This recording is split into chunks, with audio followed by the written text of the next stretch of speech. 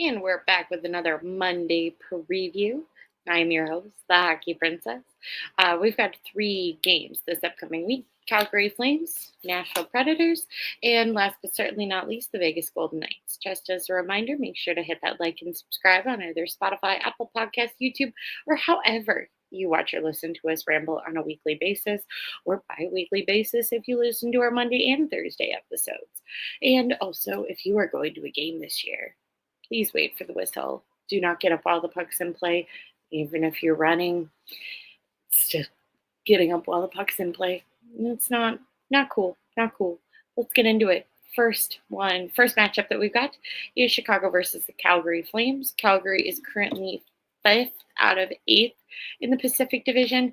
They are still fighting for a wild card spot, though. As of right now, they are only one spot outside of wild card contention, so anything can happen if last year taught us anything. They're definitely surprising a lot of people. Like I said, the last time that Chicago faced Calgary, they were on a bit of a hot streak at the beginning of the season, but they're still surprising people because just because you have a hot streak at the beginning of the season, that doesn't carry you completely into still having wild card contention come January. Some other things have to be working well. And there are pieces that are working well for Calgary. I feel like Calgary was very much on a potential rebuild, especially with the new arena. There was definitely the foreshadowing of narrative of we're just going to build everything. It'll be new arena, new team, new things. And then they got pieces and things started actually working out for them. And now they're like, oh, wait, never mind.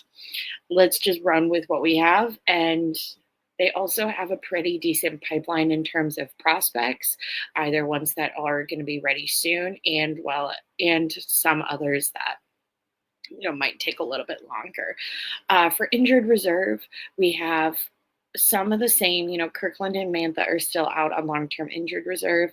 We will not see them. I can't 100% guarantee, but I would doubt that we see them at all during this season, and it's going to be more like a September 2025 comeback for the two of them. You've got Connor Zary out with a knee injury right now, and Walker Dewar with a day-to-day injury. Like I said, they're surprising a lot of people. Their goalie tandem is still Wolf and Vladar, and then as just a refresher, some bigger pieces for Calgary are going to be Mackenzie Weegar, Jonathan Huberdeau, Nazem Kadri, and Andrei Kuzmenko. Next one we have that I really didn't want to do. I was hoping Christy would do it, but he's on a boat soaking up sun and ignoring Seth Jones haters. Is the Nashville Predators. We face them this week, guys. It was bound to happen at some point. Injured reserve for Nashville. You got Luke Evangelista for the lower body, Willsby with an upper body, Lawson and Smith both with lower bodies, and Roast with a undisclosed injury.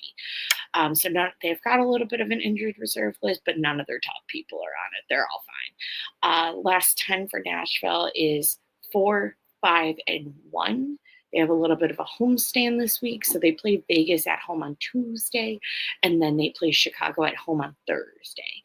So I would imagine Saros gets the net for the Vegas game just because that one matters slightly more to them, and then we get Annunen in net for Nashville on Thursday, which will stink because we're not good against Annunen.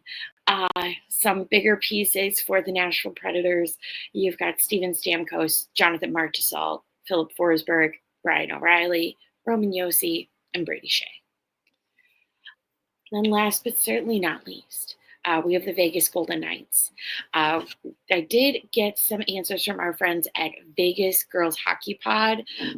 Shout out to them. They run an amazing show. If you're wanting to get more information on the Vegas Golden Knights, I definitely recommend them. They put out a great show, and it's very short and to the point. You get everything that you need. It's certainly not like Krusty and I where we just ramble on and on and on and on. So they sent us a lot. We sent them questions. They sent us some answers back just because we couldn't meet up. Times didn't work out this week, but that's okay. But like I said, highly recommend them. They run a great show. Vegas right now for their last 10 is 7, 3-0. They do have a back-to-back. They play Carolina in North Carolina Friday night, and then they play here against Chicago on Saturday night. Really don't think that's going to affect them all too much, but you never know. So yeah, now we've got some of the answers from them. We asked them what was the biggest asset to the Vegas Golden Knights for those who were unfamiliar, or maybe were just unfamiliar that, or maybe just familiar that it's one of the newer expansion teams. Roster wise, they said Jack Eichel for obvious reasons. And you just have to look at that man's stats to kind of understand. But they also said the biggest asset for the Vegas Golden Knights is the fans. Hockey has always been and will always be the sport for misfits. And there was a lot of drama before Vegas got a team of, Vegas wasn't going to get a team due to the gambling nature of the city. But they did. They also, for those who don't remember, there was a mass shooting back in 2017, their inaugural season, only 9 days before the Golden Knights were supposed to play their first home game. There is a banner up in their barn with the number 58 that is dedicated to the 58 lives that were lost that day. That happened October 1st, and then October 10th, only 9 days later, they played their first game at home. So it's definitely been a very big bonding thing, not only for hockey fans that live in the Vegas area, but as well as, people who just live in Vegas in general. It was definitely a bonding moment for them, and something to kind of rally around. Because at that point, Vegas, the Golden Knights are still the first professional team that was in Las Vegas. At that point, it was the only one. So it was very much something for the individuals that live in Vegas to kind of rally around shortly after that horrible, horrible night. So biggest asset, they said, the fans, as well as roster-wise, Jack Eichel. What are you missing? Be it a type of player, a mentality thing, and they said personality. All the guys are very win-win-win, and they really don't show a ton of personality. There were some guys that were traded away. Of course, Vegas really does have a kind of cutthroat mentality. Nobody is safe from the Vegas Golden Knights front office. They will trade away anybody that they need to win. You see that with March Salt. You saw that with the Flower trade, which I'm glad that Vegas fans are as upset about that as we were when we got him. I was happy to have Flower on the Blackhawks, but that was just a crazy way for that man to get traded. But yeah, they said missing personality. It's just very win focused, which is not a bad problem to have, but they did say that's one of the bigger missing pieces in terms of the Golden Knights. For injured reserve, Barbashev and Roy are kind of out for them. They're still, of course, doing well without them, but they'll get even better once they come back. Pipeline, they said they were very interested to see what their goalie were in the pipeline and their performances in Henderson, as well as just prospect goalies that they have.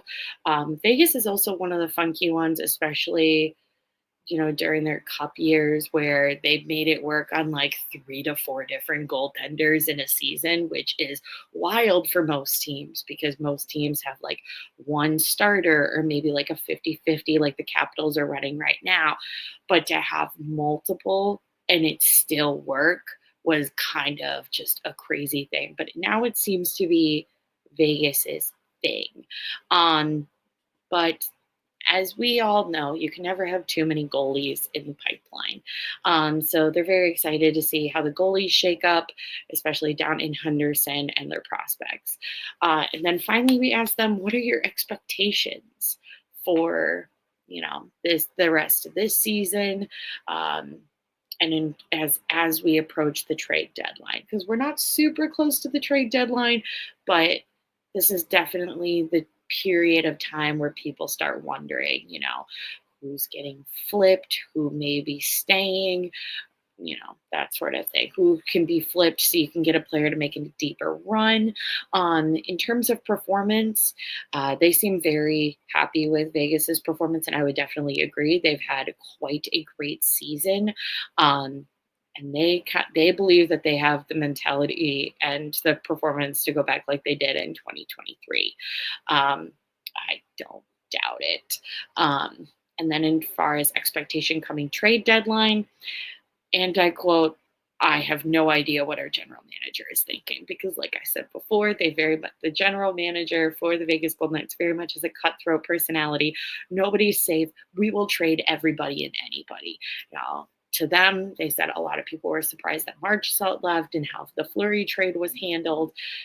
They have no idea what's going to happen come trade deadline. I feel like Vegas always pulls out some interesting trades every trade deadline, and it somehow just makes it better and better for them. So we don't know inside the GM's brain, but the GM seems to know what he's doing in terms of trading guys and acquiring guys that are a pretty good fit for their roster. So that is all for this week. Like I said, we've got 3 games this week. It would be nice to win one. I'm hoping we can at least beat Nashville. But we've got the Calgary Flames, we got the Nashville Predators, and then we've got the Vegas Golden Knights this upcoming Saturday night. Just as a reminder, make sure to hit that like and subscribe on either Spotify, Apple Podcasts, or YouTube, however you watch or listen to us ramble on a weekly basis. And if you were going to a game this season, or even if you're going to a game this Saturday, please wait for the whistle. Do not get up while the puck's in play. And if you see a blonde, curly-haired girl yelling at you in section 330 because you are getting up while the puck's in play, guess what? It's me. That is all. And we will talk at you guys next week.